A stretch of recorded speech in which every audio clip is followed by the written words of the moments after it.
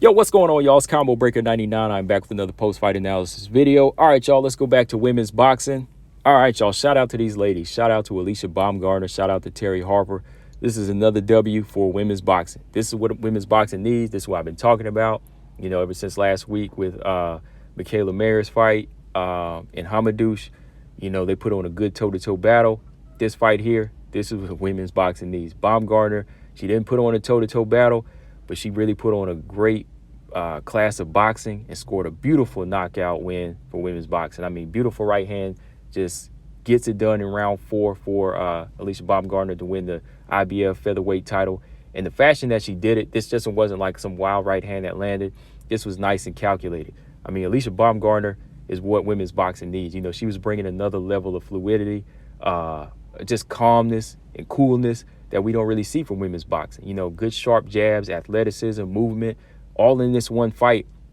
She just shows so many different levels. And this KO could very well be KO of the year for boxing. And it also is going to go down as a solid KO for women's boxing, as far as like you could put up there with Ann Wolfe versus Vonda Ward. You know what I mean? Because this was just such a beautiful right hand that landed, which we'll talk about here in a minute, from Baumgardner. And again, her movement in this fight was just like no other. Like, it's not like Katie Taylor's. It wasn't even like Amanda Serrano's. That's what I'm saying. Like, for somebody like Baumgardner, if she can continue to fight this level and just get better and better, oh man, like you might be seeing another pound for pound fighter rising up this list. And I'm not trying to hype her up, but I don't see many women fight like boy Baumgardner does, with this type of fluidity. I mean, right from the jump in the first round, Alycia, fluid with the jab, using her head movement, looking so relaxed, just boxing off the nice jab here, landing good right hands and left hooks off of the jab, just really doubling up. Like, I've seen a few Baumgardner's fights, like maybe 4 or 5 of them, and I've seen like that movement. But in this fight here, she just looks sharper, like much improved. Like, every time Terry Harper would try to step in and brawl or even land her jab, boom, Alycia Baumgardner was coming over the top of their own jab, just slipping. Every time that she would try to throw straight shots at Alycia just slipping these shots, stepping back on the outside and doubling, tripling up. And then those jabs would open up that right hand, left hook combination.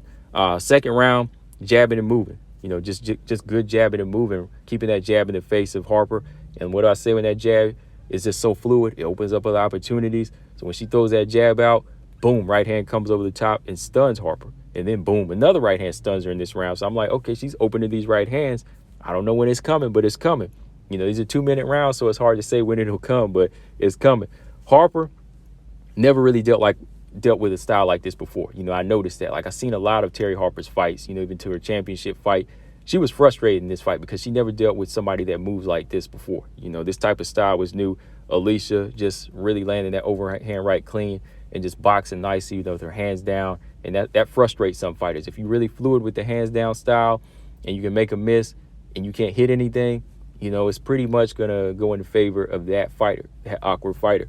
The third round, again, I'm loving the jab, but the range and the footwork that Alicia's keeping is just so smooth, and it's just baffling Harper. By the time she steps in range, Alicia's gone.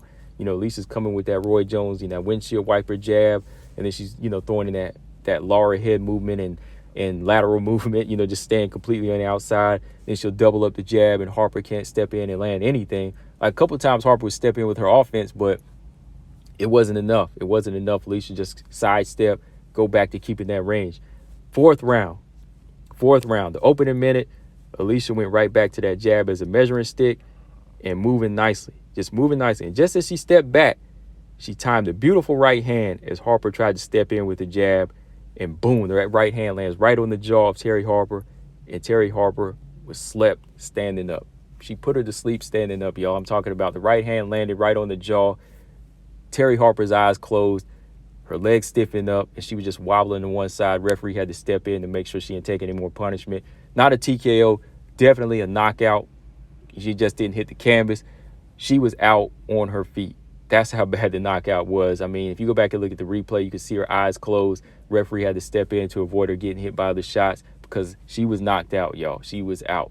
Like, if you put her, if she would maybe caught her at a different angle, she would hit the canvas. But this was one of those shots where you put a fighter to sleep, and if they do hit the canvas wakes them up. But it was just so quick and smooth the way it landed that there wasn't enough pressure to knock her out, like to knock her on her back, right? it was just enough to put her to sleep. That's what made it so like, wow, like I did not see that coming. Like right hand lands and her legs lock up like that, and it was just done.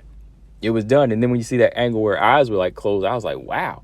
I was really wild, man. So yeah, man, shout out to Alycia Baumgardner.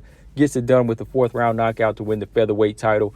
My final thoughts, though, like I said, this is what women's boxing needs. We need more women stepping it up like this in competition for championship bouts and leveling up.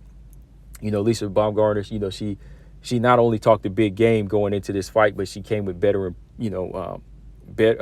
improvements, more improvements, and saying that, look, she was ready to show her game. But Terry Harper underestimated her, I think. Terry Harper did say that she's never fought at this level, and she I guess she wasn't really impressed with the skills of Alycia Baumgardner, and Baumgardner went in there and showed her what this is about.